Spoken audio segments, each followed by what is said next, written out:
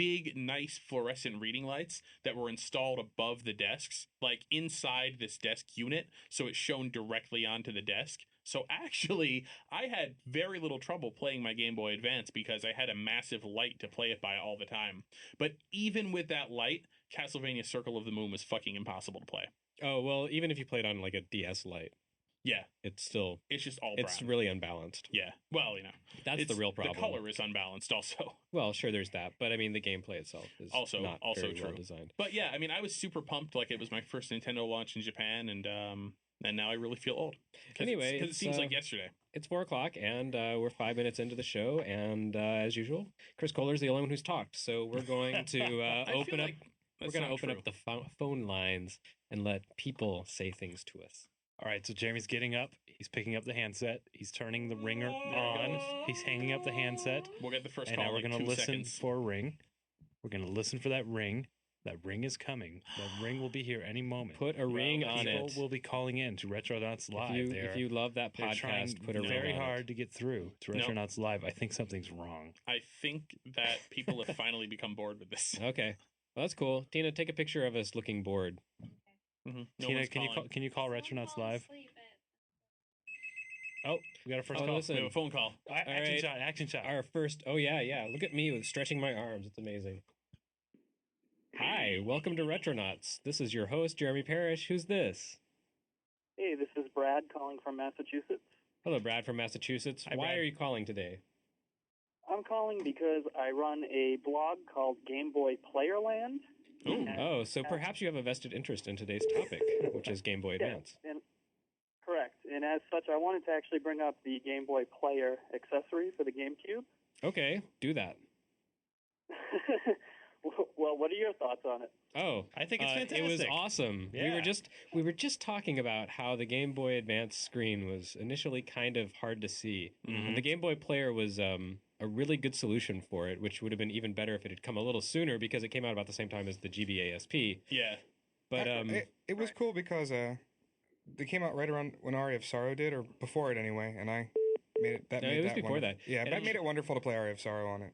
Actually, my memories are all kind of a little bit muddled because I was really into Game Boy Advance and I really wanted to be able to see what I was playing, so I actually got one of those Japanese conversion kits. Adobansu? Yes. Yeah, it was basically something you bolted into your Game Boy and like hooked up the wires, and it would output your Game Boy Advance directly to a television. And it was not the visual quality was not up to that of the Game Boy Player, but since it came like a year before Game Boy Player, it was really great. And I remember getting that around the time Metroid Fusion came out, which was really good timing because then I could play the game on television and not have to like stare and wonder what was shooting me because I couldn't see it. I was psyched about the Game Boy Player, and I played Zelda Link to the Past on it. And I remember I had just finished up like a marathon, like, I don't know, 3 or 4 or 5 hours, sitting there playing it. And I had to go and meet my friends, and I had a long train ride in front of me. And I remember thinking, crap, I have a long train ride in front of me, and now I have to stop playing this game. Wait a goddamn minute. This is a portable game. It's a Game Boy game. Like I played it on the Game Boy Player and just completely forgot that I was playing a portable game. My first Game Boy Advance was the Game Boy Player. Damn. I went right for it. That's like me. My first Game Boy was the Game Boy, Super Game Boy. So yours was too, caller? Yeah, yeah. I mean, if you don't count the Game Boy or the Super Game Boy. Well, we're talking about Game Boy Advance here. Correct. Yeah, exactly. As far as Game Boy Advance goes, my Game Boy Player was actually my first Game Boy Advance. Yep. And in many ways, I almost don't even think back to the Game Boy Advance as being a portable.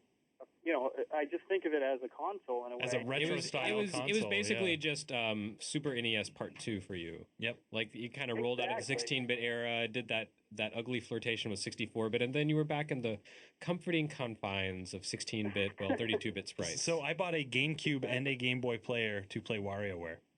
That's weird. No, not really. It was awesome. No, Well, actually, I also needed an excuse to get a new console. And actually, WarioWare is one of the best games for, like, the original WarioWare is one of the best games for the system, if not the best game for the system. So it's not that it's weird, I guess, from a perspective of quality. It's just... I think of that as like a very portable game. Even when I had the Game Boy Player and the whatever it was called. I wanted that game. I didn't want a Game Boy Advance. Oh, okay, there you go. And so I you wanted got an to pretend you excuse had to get a new Super NES. game. So yeah, right. Yeah, Well, the Game Boy Player. Good start for this discussion. Yeah, we're gonna move along to the next guy, but thanks for calling. Thank you. Bye. Bye. I say guy, but it could be a girl that calls. Probably not. We got one. Can we turn off? We the got boop, a. boop? No, we can't. Oh no. We got can't. the one girl we got was one that we'd met before. Right. Hello, thanks for calling Retronauts. There's a party in your background. I know. Yeah, what's going on? Can you like step into a closet to call us? Pretty close. Okay. Hey, Jeremy. Hi, who is this? This is Nathan in Newport News, Virginia. I had a question for you. Who's your panel today?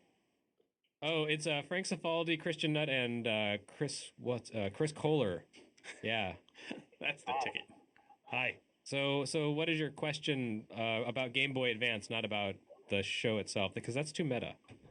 My question is what is your secret best